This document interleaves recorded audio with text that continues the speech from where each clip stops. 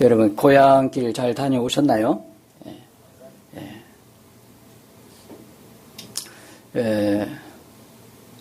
목회자들은 참 곤란한 게 좀 이런 명절이 되면 곤란할 것 같아요, 그죠? 주일이 있으니까 이제 꼼짝 못하게 되는 거죠. 저야 뭐 상관이 없어요. 부모님이 안 계시니까, 다 뭐 양가에 부모님들이 안 계시니까, 뭐 굳이 고향을 꼭 가야 된다. 그건 아닌데, 그래도 나이가 조금씩 드니까, 한 살 한 살 이렇게 드니까, 어떤 생각이 드냐면, 가족이 그리워요. 좀 젊었을 때는, 패기가 있었을 때는, 그걸 그렇게 중요시 안 했었거든요. 가면 가고, 만나면 만나고, 서로 바쁘다 보니까, 근데 좀 나이가 드니까, 야, 가족이 참 중요하다. 이런 생각이 들더라고요. 그래서 가깝진 않아도, 그래도 약간의 끈이라도 있으면, 만나고 싶은 거예요. 그리고 이제 목회자에게는 이런 명절이, 이제 목회자 뭐 가정이다 보니까, 형제들이 뭐 많아도, 믿는 분들이 거의 대부분이라서, 참 편안한 그런 분위기 속에서 만나요. 근데 예전 같으면 안 믿는 가족, 형제들이 있어서 참 마음에 가면서 즐거운 마음은 또 아니더라고. 어떻게 하면 저들을 선도할까. 목회자뿐만 아니라 우리 모든 믿는 사람들의 마음이 명절을 만났을 때 꼭 그 마음에 조금 부담스러운 마음이 있잖아요. 그 영혼을 전도해야 되겠다. 그런 부담스러운 마음 다 가지고 있지요. 그래서 이번에도 제가 가면, 주일날 이제 모든 걸 다 마치고 간다 하면 내가 그것을 전도 여행으로 가야 되겠다. 전도 여행해야 되겠다.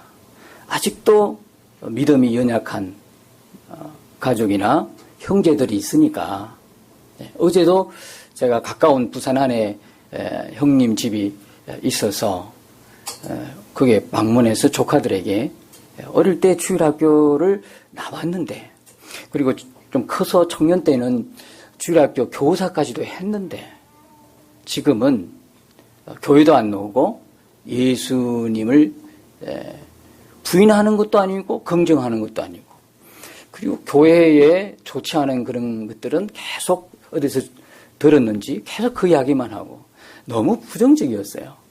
그래서 어제도 그렇게 만나서 식사하면서 같이 복음을 전하고 왔는데, 너무 딱딱하게 굳어져 있으니까 하나님이 어떻게 이 부분들을 해결해 주십시오라고 기도가 나오더라고요. 여러분, 하나님이 우리에게 모든 주신 걸 믿으십니까? 우리에게 모든 거 주셨다고 믿으십니까? 생명 주신 거 믿으십니까? 자녀 주신 거 믿으십니까? 시간들 우리에게 주신 거 믿으십니까? 여러분 갖고 있는 돈, 소유, 모든 게 하나님으로부터 왔는 걸 믿으십니까? 그러면 여러분, 주님이 주신 거라면 주권이 누구에게 있습니까? 하나님께 있죠. 근데 그분이 마음대로 가져가시는데 왜 섭섭하십니까? 돈을 그분이 주셨는데 주셨다면 가져가실 수도 있지 않습니까? 왜 섭섭하신가요? 저부터가 섭섭해요. 왜 그렇죠? 이 말을 고백하고 좀 언밸런스가 되는 부분이 상당히 있어요. 자녀들 주님이 주신 건 확실하죠? 예? 확실하잖아요? 그분이 또 빨리 데리고 갈 수도 있잖아요. 여러분의 인상이 굉장히 굳어지시는데, 우리는 해당이 안 될 거로 믿고 데리고 가실 수 있잖아요. 그래서 제가 말 실수했습니다. 안 데려가십니다. 그럼 여러분 인상이 너무 굳어서. 그래, 하나님은 주셨다가도 가져가실 수 있는 분이에요. 그렇죠? 심지어는 우리 생명까지도 주셨다가 가져가실 수 있는 거예요. 그런데요, 하나님이 우리에게 딱 한 가지 못 하시는 게 있어요. 그게 뭐냐면 우리 마음이에요. 우리 마음은 하나님이 강압적으로 어떻게 해보실 수가 없어요. 그 전능하신 분이. 저는 그게 너무 감격을 해요. 여러분 또 어떠신가요? 그 하나님에 대해서 한번 생각을 해보셨나요? 다른 건 다 하실 수 있어요. 딱 못해요. 우리 마음은 어떻게 못해? 그래서 예수님 믿으세요. 구원받으세요. 그렇게 이야기해도 믿을 마음이 없으면 어쩔 수 없는 거예요. 그래서 제가 전도할 때는 항상 또 그렇게 이야기를 해요. 혹시 내가 입이 아프니까 괜히 했다가 입이 아프니까 물어봅니다. 혹시 믿을 마음이 있으신가요? 믿을 마음이 있으신가요? 예수님 믿을 마음이 있으신가요? 그 이야기는 제가 이렇게 전도해 오면서 좀 축적된 어떤 뭐라 그럴까요? 임상 실험이에요. 왜냐하면 옛날에 여러분 고구마 전도법이라고 있지요. 여러분 아시죠? 고구마 전도법. 고구마는 익었는지 안 익었는지 찔러봐야 되잖아요. 모르니까 찔러보고 쑥 하고 들어가면 익은 거잖아요. 근데 찌르다가 안 들어가고 딱딱한 부분이 부딪히면 그거 먹는 사람 누가 있습니까? 한 번 더 오븐에 돌리지 않습니까? 그런 어떤 논리로 보시면 돼요. 혹시 예수 믿을 마음이 있으십니까? 그 전에 그분을 전도했던 사람들이 수없이 예수 믿으러 했을 거단 말입니다. 그런데 그 찔러보는 거예요. 혹시 마음이 있으시냐고. 예, 나는 정말 믿고 싶습니다. 그러면 어느 정도예요? 됐다는 거예요. 그러면 복음을 전하는 거예요. 근데 마음이 아직 없어. 영 아니야. 그런다고 제가 또 안 전하는 건 또 아니에요. 또 약간 다르게 또 이렇게 전해요. 전하지만 항상 먼저 물어보는 게 그거예요. 왜? 하나님도 우리 마음은 어쩔 수 없어요. 우리가 굳이 이 시간에 마음을 그냥 부둥켜 안고 나는 진짜 이 시간에 은혜를 안 받으리라. 그러면 어쩔 수 없는 거예요. 진짜 은혜 나하고는 상관이 없어. 나 그런 사람 안 살래. 여러분이 마음을 굳게 하시면 굳은 그대로 가는 거예요. 그러나 어떤 찬양이든 어떤 말씀이든 하나님 오늘 돌려주신 대로 은혜 받겠습니다. 마음을 여러분이 오픈하면 하나님이 그 오픈된 마음에 부어주시는 거예요. 딱딱한 마음에는 하나님 물을 좀 더 부으셔야 돼요. 하나님이 조금 더 뭘 어떻게 해서 반죽을 하셔야 되는 부분이 남아있어요. 그렇기 때문에 오늘 이 시간에도 여러분 우리의 마음을 하나님께 오픈하십시다. 하나님 만져주세요. 만져주세요. 여러분 설교가 저희 교회에서는 늘 교인들한테 기가 따갑게 말하는 이야기지만 목사님들의 설교마다 다 달라요. 그래서 어떤 분은 설교 잘한다. 설교 못한다는 소리는 못하니까 말 안 하죠. 근데 설교를 잘하는 목사님 앞에서는 뭐라고 하냐면 그분 설교 잘하더라. 이렇게 하죠. 그런데 여러분 알고 보면 설교 잘하는 설교, 못하는 설교 없어요. 그렇죠? 하나님 말씀을 전가할 뿐인데 잘하는 설교, 못하는 설교가 어디 있습니까? 딱 있다면 바른 설교다, 그렇지 못한 설교다, 그것만 있을 뿐이죠. 이게 하나님 말씀에 있는 설교냐, 그 하나님 말씀 그대로를 전하느냐, 아니면 하나님 말씀하고는 전혀 무관하게 그냥 설교자 마음에 있는 그대로를 전하느냐, 그 차이만 있을 뿐이지. 제가 이제 안전장치를 해놓고 갑니다. 안전장치예요. 그러니까 여러분들이 목사님 설교 잘하신다 못하신다 이 평가를 내려놓으시고 그저 부족한 종이지만 부족한 사람이지만 한마디를 듣더라도 하나님이 오늘 내게 메시지를 주신다. 이걸 여러분들이 갖고 있으면 부족한 사람이 전할지라도 하시는 분은 누구시다? 하나님이시다. 아멘이십니까? 그런 마음을 가지시고 들으시면 은혜가 주님으로부터 올 줄로 믿습니다.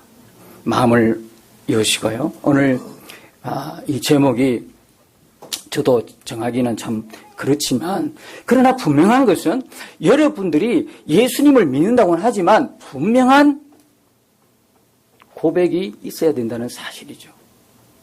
지옥 갈 수밖에 없는 죄인이다. 사실 알고 보면 저나 여러분이나 다 어떻게 해요? 여러분이 어느 정도 죄인인가요? 어느 정도 죄인인가요? 물어보면 대답을 거의 잘 못해요. 잘 이렇게 피해 가시더라고요. 이렇게 잘 피해가. 어제도 제가 이야기하면서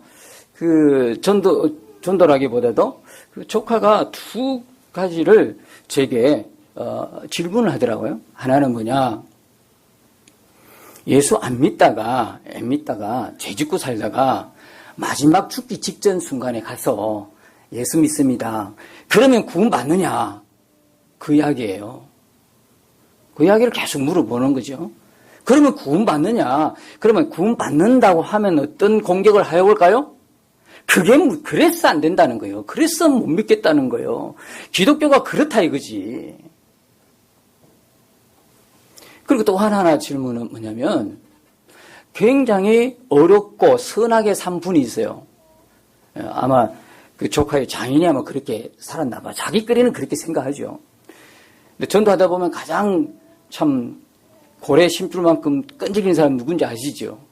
자기 스스로가 어려운 척하는 사람, 법 없이도 사는 사람, 진짜 하나님 법이 통하지 않은 사람이에요. 이 사람은 차라리 내가 살면서 진짜 죄 짓고 산다는 게 분명한 사람, 이 사람은요, 예수님 소개하면요, 이 사람이 빨라요. 두 번째 질문이 뭐냐면, 그렇게 선한 사람도 지옥 가냐? 물어보더라고. 기가 막힌 질문이잖아요. 이게 질문다운 질문을 해야 질문을 어떻게 답을 주죠. 그러나 진짜 몰라서 그렇게 질문을 하는데 어떻게 하겠어요? 뭐가 문제예요? 제가 무엇인가를 오해하고 있는 거죠. 제가 뭐냐? 여러분, 제가 뭐예요? 제가 뭐냐고요? 그래서 우리가 죄라 그러면 어떻게 해요? 도둑질한 것도 죄고, 누구 거짓말한 것도 죄고, 싸운 것도 죄고. 그 조카가 그렇게 이야기하더라고. 제가 이야기 안 해도 교회 안 나오는 것도 죄고, 예수님 안 믿는 것도 죄고, 어디 자기 스스로 입으로 얼마나 죄라는 부분들을 잘 이야기하는지 몰라? 교회 와서 헌금 안 하는 것도 죄고, 11조 안 하는 것도 죄고. 어떻게 그렇게 잘 아는지 모르겠어요. 자, 이런 게 다 죄예요. 사실은, 그죠? 다 죄죠. 그런데요, 한번 생각해 보십시다. 예수님이 죽으셨을 때, 우리를 위해서, 죄인인 우리를 위해서 죽으셨다고 그러잖아요. 근데 이런 죄를 위해서 죽으셨을까요? 예수님 죽음이?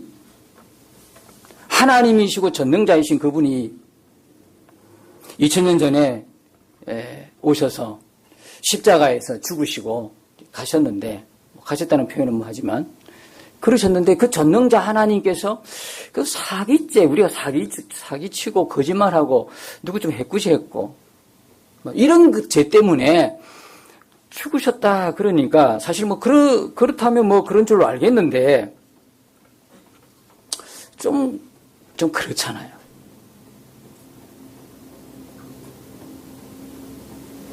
자, 여러분이 그 죄라고 이야기하는 그 죄의 기준이 무엇이죠? 우리의 죄라고 하는 기준은 없습니다. 우리는 원래 모릅니다. 죄가 죄인 줄도 모르고 원래 그런 존재였습니다. 그렇다면 성경 속에서 말하는 죄가 뭔가, 그게 우리의 기준이 되지 않겠습니까? 그렇지요?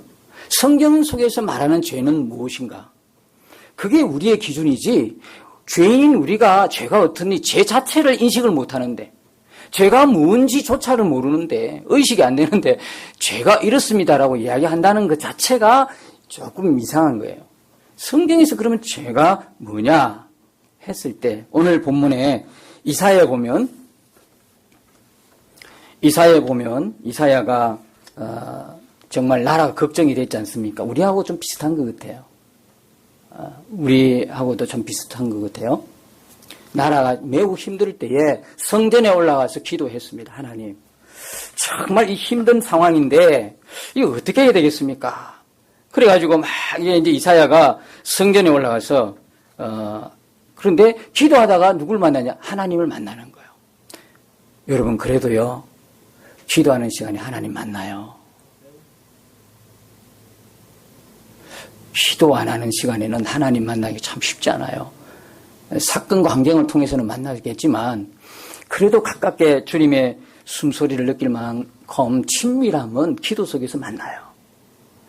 주님이 그렇게 약속하셨잖아요. 주님과의 대화니까, 주님과의 만남이니까. 내 안에 계신 그 주님은 기도를 통해서 만날 수 있어요. 그러니까 나라를 걱정해서 기도하다가 이사야가 누굴 만나냐면 하나님을 만났어요. 나라가 걱정이었어요. 자기는 괜찮아요.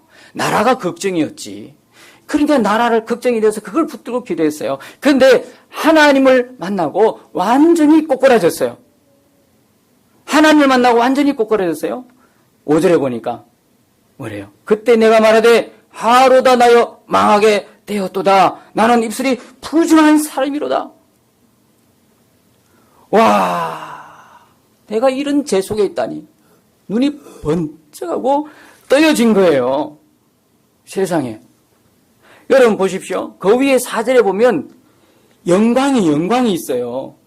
3절에 보면 서로 불러 이르되 거룩하다 거룩하다 거룩하다 만군의 여호와여 그의 영광이 온 땅에 충만하도다.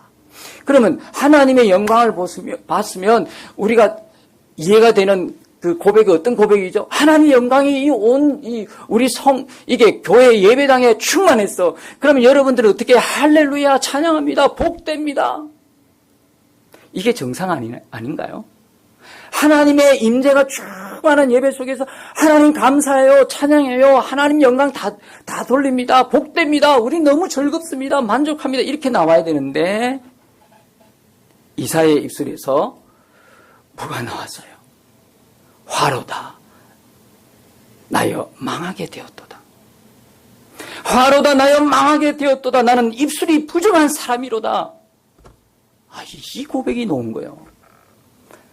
하나님의 영광 속에서 그걸 보게 된 거예요. 여러분 이 고백은요. 보통 때는 이런 고백이 안 나와요. 누굴 만났을 때요? 하나님을 만날 때. 만나도 그냥 건성으로 만난 것이 아니라 제대로 만난 거예요. 정말 나는 아무런 걱정이 없어. 나는 이 정도면 됐어. 그러니까 나라를 위해서 기도하지. 그 걱정되는 나라를 위해서 붙들고 기도했을 때 하나님 영광을 보면서 고백했던 그 고백이 화로다 나로 망하게 되었도다. 여러분이 망한다는 이 표현이요. 무슨 표현과 같으면 1절에 보면 우시야 왕이 죽던 해에 그랬어요. 굳이 이 단어와 이 단어를 결부시키면 무리가 되겠지만 그래 이 망하게 되었다는 이 이야기는 뭐냐면 하나님 앞에 나는 누구냐 어떤 존재냐면 죽을 수밖에 없는 존재라는 이야기예요. 뭐로 인해서요? 죄로 인해서. 그러니까 이사야 선지자 거룩한 이사야 선지자가 하나님 앞에 서보니까 사람들 앞에는 거룩한 주의 종이었어요. 우리 목사님 참 주님의 생애를 살려고 부단히 예를 쓰시는 분이다. 우리 다 인정한다. 우리 교우들이 다 인정하는 정말 거룩한 분이야. 정말 깨끗한 분이야. 정말 정직한 분이야. 정말 신실한 분이야. 그러실지라도 그런 주의 종일지라도 하나님 앞에 하나님 영광 앞에 하나님의 임재 앞에 서니까 고꾸라지는 거예요. 우리가 하나님을 못 보고 못 만나고 하나님의 영광의 체험이 없으니까 나 정도면 괜찮지. 나 정도면 돼봐. 응? 나 정도면 해봐라고. 응? 이런 이야기를 하죠. 하나님 내가 주님을 위해서 이런 일도 하고 저런 일도 하고 했고요. 내가 정말 사역하는 동안에 많은 일을 했어요. 하나님 나 아시죠? 이런 이야기가 어디 나옵니까? 하나님 영광 앞에 서니까 그냥 자기는 망할 존재라는 것이 분명히 깨달아지는 거예요. 저는요, 이게 우리의 부흥이라고 생각합니다. 우리에게 주시고자 하는 하나님의 부흥이 이거라고 생각합니다. 참 미안하고 죄송한 말씀을 드리지만 부흥이란 이 부흥의 의미를 우리가 그동안 잃어버렸어요. 진짜 잃어버렸어요. 아마 이건 교회 속에 심어놓은 사단의 책략 같아요. 이 부흥이라고 어떻게 이해를 했냐면 크기였어요. 어떤 수의 양이었어요. 수나 크기가 부흥인 줄 알았어요. 그 결과 오늘 우리가 함께 겪어야 하는 크든 작든 함께 안고 가는 고통이 있죠. 교회 안에. 다 우리가 우리 기독교라는 어떤 신앙 안에 우리 같이 겪어야 되는 거예요. 크면 안 꺾고 작으면 그런 거 아니잖아요. 작아도 꺾고 커도 꺾는 부흥이라는 잘못된 오해로 인해서. 그러나 우리가 다시 한번 회복해야 될 것은 하나님이 우리에게 주시고자 하는 이 부흥은 무슨 부흥이냐? 하나님 앞에서 내가 어떤 존재라는 것을 분명히 깨닫는 이것이 우리에게 주시고자 하는 하나님의 부흥인 것을 믿으시기 바랍니다. 여러분, 일을 하는데 사실은 이사야 6장에서 이사야를 소명하고 부르시고 이사야를 다시 사명을 줘 보내야 될 입장인데 누가 갈고 사람을 찾고 있는 하나님을 볼 수 있지 않습니까? 누가 갈고 나의 마음을 가지고 누가 이 세상을 향하여 나아갈고 그렇게 했을 때 하나님이 지금도 사람을 찾으시는데요. 가려고 손드는 사람은 참 많아요. 내가요 아프리카도 가고 중국으로도 가고 일본으로 가고요. 가려고 하는 사람 너무나 많는데 하나님이 보내고 오고 싶은 사람은 없는 거야. 그래도 뭐 가려고 하니까 감사하지. 가려고 하니까. 어제도 제가 저녁에 늦은 시간에 일본에 가 있는 그 전도사님 한 분하고 통화를 했는데요. 참 이분이 귀해요.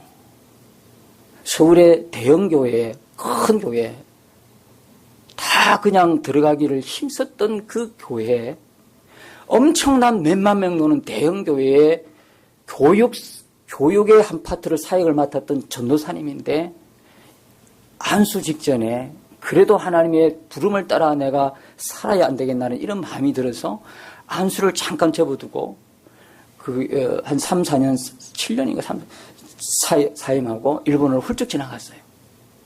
일본으로 훌쩍 넘어갔어요. 저에게 한번 와서 초청 설교를 한번 하시고 간 전도사님이신데 그리고 일본을 간 이유가 뭐냐? 그냥 일본에는 교회가 별로 없대요. 제가 수치를 잊어버리는데 몇만 명 노는데 아니 몇천 명인가요? 수치가 잘 모르겠는데 교회가 하나씩가 있는 거예요. 그래 자기는 왜 갔느냐? 왜 갔느냐? 여기 있어서 충분히 보장되는 자리가 있음에도 왜 갔느냐 하면 하나님의 마음이 자기에게 당겨진 거야. 순종해서 갔는데 교회 없는 곳에 교회를 세우고 교회가 있다면 교회를 돕기 위해서 순수한 마음으로 건너간 거예요. 저는 아직도 이런 주의 종들이 있다는 것에서 하나님께 감사를 드립니다. 다 내려놓고 갈 수 있다는 거예요. 하나님, 나를 아프리카로 보내주세요. 나를 저 중국으로 보내주세요. 일본으로 보내주세요. 그렇게 많이 손은 드는데 하나님이 진짜 보내고 싶은 사람이 없으신 거야. 왜요? 반드시 이 경험이 있어야 되거든. 하나님 앞에서 자신의 정체가 무엇인가가 분명히 고백되어지는 경험이 있어야 되거든. 우리가 예수 믿는다고 했을 때 예수 믿으십시오. 구원받고 천국 가고 복받고 삽니다. 그러면 그래요? 그럼 믿죠 뭐. 믿기는 믿는데 이런 사람의 삶에는 전혀 열매가 없어요. 그래요. 내가 살면서 참 많은 죄를 짓는데 감사하네. 예수님이란 분이 내 대신 죽어주셨네. 믿기만 하면 다 구원받는다고 그러네. 그래. 그럼 믿죠. 안 믿는 사람보다 낫죠. 믿는다고 하니까. 그런데 이런 사람들은 믿기는 믿는데 삶에서 그분을 통해서 예수의 향기, 예수의 흔적이 없는 거예요. 예수님이 주시고자 하는 열매가 없는 거예요. 그냥 믿기만 믿는 거예요. 그냥 믿었으니까. 그러나 여러분 경우를 바꾸어 생각해 보십시다. 내가 지금까지 살다가 지은 죄가 이 죄가 보통 죄가 아니야. 그냥 단순한 윤리 도덕적인 죄가 아니고 뭐 도둑질하고 거짓말하고 사기치고 싸우고 다투고 뭐 심지어는 누구를 상해하고 성경이 이야기하는 그런 죄가 아니잖아요. 그것은 우리가 죄인이기 때문에 죄인이라는 그걸 통해서 나오는 열매에 불과한 거예요. 단순한 윤리 도덕적인 그 죄를 성경이 이야기하는 것이 아니라 근본적인 성경이 이야기하는 죄는 뭐냐? 하나님을 떠난 죄잖아요. 하나님을 마음의 주인으로 모시지 않는 그 죄잖아요. 하나님과 무관하게 자기 마음대로 사는 그 죄잖아요. 그 죄가 지옥 가는 죄잖아요. 그 죄가, 여러분, 천국과 지옥은 누가 갑니까? 그건 너무 쉬운 질문이에요. 여러분, 우리가 이 세상 살면서 하나님을 아버지라 부르는 사람이 천국 가요. 아멘이십니까? 왜? 천국은 아버지 집이니까. 근데 이 세상 살면서 전혀 하나님과 무관하게 살아서 상관없이 살아서 원하지 않습니까? 아버지 집에 어떻게 갑니까? 아버지하고 관계없는 곳으로 가죠. 아버지와 무관한 곳으로 가는 게 당연하지 않습니까? 천국과 지옥은 그런 거예요. 너무 간단한 거예요. 그러나 여러분, 정말 하나님을 아버지라고 믿고 아버지를 따르는 그 삶은 어떤 삶일까요? 단순히 입으로 주여 믿습니다, 여기 끝나는 삶일까요? 오늘 많은 우리 한국의 그리스도인들이 좋아하는 교리 하나가 있어요. 이신칭의예요. 이신칭의 들어보셨잖아, 그죠? 이신칭의는 뭡니까? 우리가 하나님으로부터 어렵다 여김을 받고 인정받는 것은 오직 뭐로만? 믿음으로만. 여러분, 우리는 믿음으로 구원받는 줄 믿습니다, 여러분. 인간의 행위와 노력이 아니에요. 그래서 로마서 3장 20절에 율법으로는 어렵다 인정받지 못한다 못을 박아놨어요. 인간이 찾아서, 인간이 뭔가 노력해서, 인간이 헌신해서 구원이 이루어지는 거 아니죠. 이신칭이 믿음으로만 구원받고 믿음으로만 하나님께 어려움을 입는데요. 그러나 잘못 착각하는 게 있어요. 그때 우리에게 처음 그 이신칭의 교리를 분명히 밝혀줬던 루트가 생각했던 이신칭의와 오늘 우리가 생각했던 이신칭의는 너무 다르다는 거예요. 우리의 이신칭의는 뭐예요? 믿으면 구원받는 것이구나. 여기로서 끝난다는 이야기. 이게 문제인 거예요.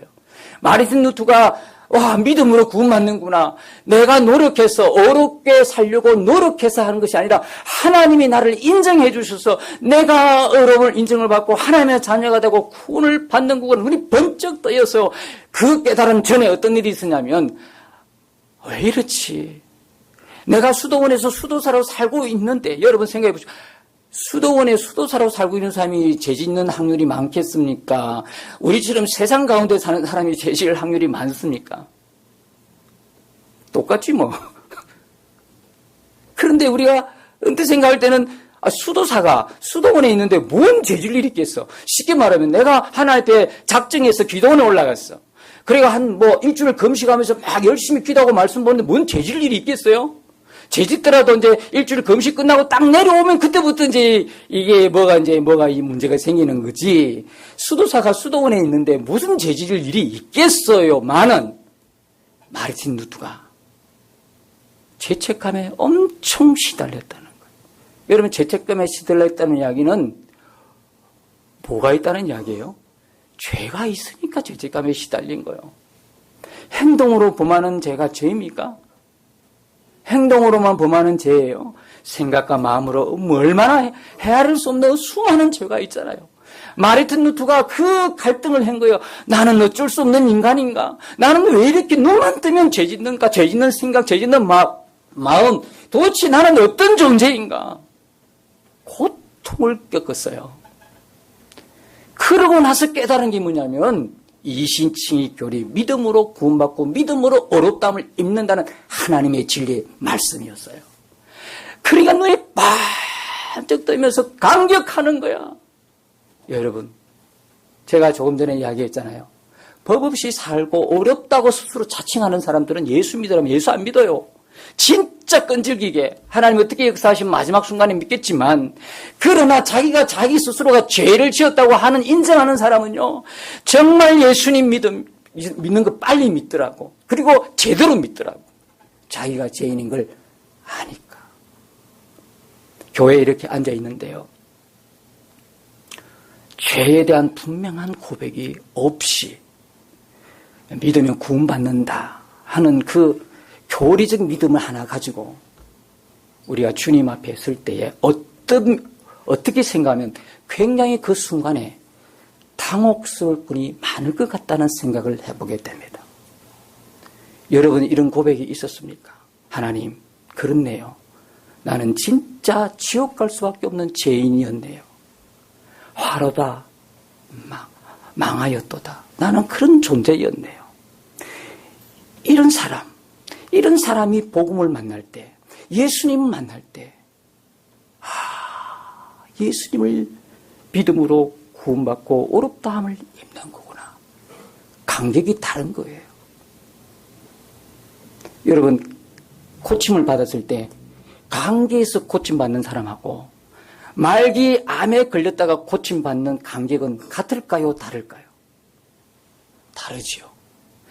감기 목사님 기도해 주세요. 그 믿음이 참 예뻐 보이긴 해요. 어떻게 다르게 해석할 수도 있지만, 그래서 기도했는데 나았어요. 그들은 입 싹 닦아요. 감기 정도 가지고는 감사 안 해. 그렇지요. 그런데요, 웃는 사람은 전과자예요. 그런데 암에 말기 암 환자인데 하나님이 진짜 복사의 안수를 통해서 하나님 역사해 버렸어. 나았어. 입 닦을 수 있을까요? 못하죠. 그 사람 평생에 고백할걸요. 평생에 고백할걸요. 로마서 5장 20절에 제가 더한 곳에 은혜가 넘치도다. 아멘입니까? 제가 더한 곳에 은혜가 넘치니까 그렇구나. 은혜가 넘치기 위해서는 신나게 제주도 되겠다. 이런 말씀이 아니고, 제가 더한 이 말은 뭐냐면 제가 깨달았다는 거예요. 내가 어떤 죄인이라는 걸 깨닫게 될 때의 은혜가 그만큼 넘치다는 거예요. 할렐루야. 죄를 지으라는 게 아니고요. 내가 지옥 갈 수밖에 없었구나. 예수님 아니면 영원히 하루다 망하였던 그런 존재였구나. 그런데 예수님 십자가 복음을, 속죄의 은혜를 들었어. 이게 감격이 아닐 수 있을까요? 여러분, 아직도 복음을 들었을 때 예수님이 2000년 전에 이 땅에 오셔서 우리 모든 사람들의 죄를 다 사하고 구원하기 위해서 십자가에 죽으셨다는 이 속죄의 복음, 속죄의 은혜가 얼마만큼 내 마음에 감격으로 와닿나요? 이 감격의 크기는 여러분들이 하나님 앞에 섰을 때, 하나님을 만났어. 그렇네요, 주님. 내가 이런 죄인이었네. 내가 지옥 갈 수밖에 없는 죄인이었군요.